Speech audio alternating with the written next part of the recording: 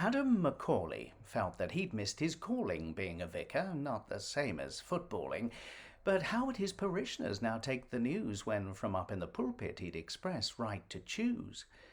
As a youth he'd had tryouts for several clubs, but always remained on the bench with the subs, eventually accepting no top flight for him, convincing himself it had all been a whim. As distraction, he'd agreed with a fellow bench dweller to join the church choir, where many a fellow who'd not made the squad, the cut or been chosen, spent Saturday mornings singing descants whilst frozen. Nowadays Adam, who'd converted to serve our Lord God on high with not inconsiderable verve, had had a test of his conscience, commitment, resolve, and now was considering the best way to absolve himself of the duties of a bored rural vicar. He just wished he'd made up his mind a bit quicker.